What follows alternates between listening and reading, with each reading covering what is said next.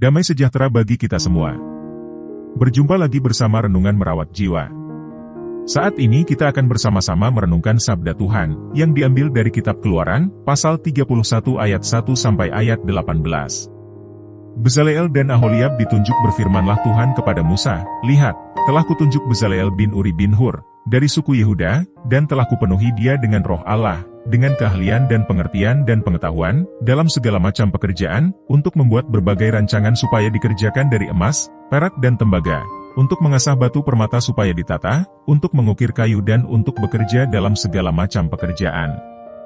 Juga aku telah menetapkan di sampingnya Aholiab bin Ahisamah, dari suku Dan, dalam hati setiap orang ahli telah kuberikan keahlian.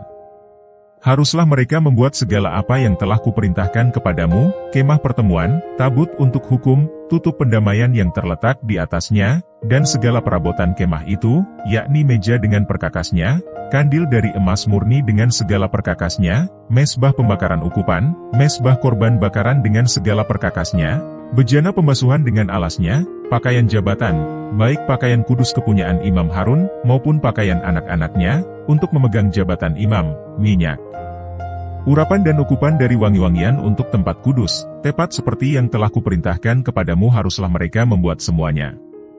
Peringatan untuk menguduskan hari Sabat berfirmanlah Tuhan kepada Musa, katakanlah kepada orang Israel, demikian, akan tetapi hari-hari Sabatku harus kamu pelihara, sebab itulah peringatan antara aku dan kamu, turun-temurun, sehingga kamu mengetahui, bahwa akulah Tuhan, yang menguduskan kamu. Haruslah kamu pelihara hari Sabat, sebab itulah hari kudus bagimu, siapa yang melanggar kekudusan hari Sabat itu, pastilah ia dihukum mati, sebab setiap orang yang melakukan pekerjaan pada hari itu, orang itu harus dilenyapkan dari antara bangsanya. 6 hari lamanya boleh dilakukan pekerjaan, tetapi pada hari yang ketujuh haruslah ada Sabat, hari perhentian penuh, hari kudus bagi Tuhan. Setiap orang yang melakukan pekerjaan pada hari Sabat, pastilah ia dihukum mati. Maka haruslah orang Israel memelihara hari Sabat, dengan merayakan Sabat, turun-temurun, menjadi perjanjian kekal antara aku dan orang Israel. Maka inilah suatu peringatan untuk selama-lamanya, sebab 6 hari lamanya Tuhan menjadikan langit dan bumi, dan pada hari yang ketujuh ia berhenti bekerja untuk beristirahat. Musa menerima kedua loh hukum dan Tuhan memberikan kepada Musa, setelah ia selesai berbicara dengan dia di Gunung Sinai, kedua loh hukum Allah, loh batu, yang ditulisi oleh jari Allah.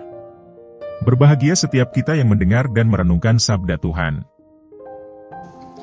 Tema renungan kita saat ini, melayani Tuhan dengan karunia yang berbeda. Tuhan memberikan karunia yang berbeda-beda kepada tiap-tiap orang untuk melayani Tuhan. Contohnya, Musa diberi karunia untuk memimpin orang Israel memasuki tanah perjanjian. Tetapi, ia tidak memiliki karunia untuk membuat perkakas kemah suci.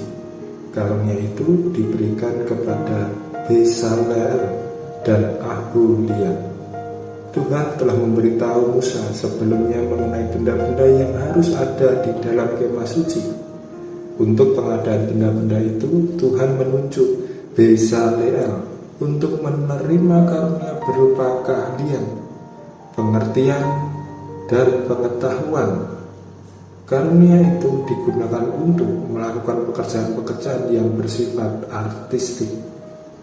Allah memenuhi Bezaleel dengan roh Allah, sehingga secara supranatural, ia dimampukan untuk melakukan pekerjaan-pekerjaan itu sesuai dengan yang Allah inginkan. Meski apa yang dilakukan Bezaleel tidak seperti yang dilakukan Musa dan Harun, tetapi Tuhan melihat pekerjaan Bezaleel sebagai sesuatu yang bersifat rohani juga, sehingga untuk itu dibutuhkan kuasa Roh Kudus. Di samping Bezaleel ada juga Aholiab dan perajin-perajin lainnya yang mendapatkan keahlian mereka dari Allah. Meskipun mereka adalah orang-orang yang ahli, tetapi Nas hari ini memperlihatkan bahwa keterlibatan mereka dalam pekerjaan Tuhan terjadi karena keahlian yang Roh Kudus karuniakan kepada mereka. Kita semua bisa ambil bagian dalam pelayanan kepada Tuhan, tetapi tidak semuanya bisa ambil bagian sebagai pengkhotbah, karena setiap orang untuk memiliki karunia masing-masing.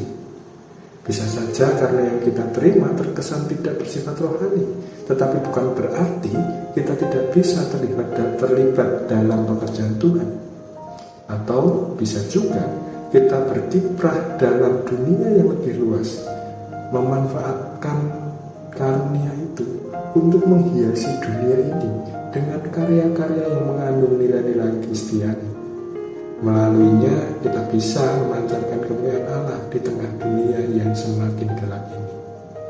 Akhirnya saat ini kita diajak untuk mengenali karunia apa yang sudah Tuhan berikan kepada kita, sehingga kita pergunakan karunia itu untuk memuliakan nama Tuhan di dalam setiap perjalanan hidup kita. Kiranya Tuhan memberkati dan memampukan kita sekalian. Amin.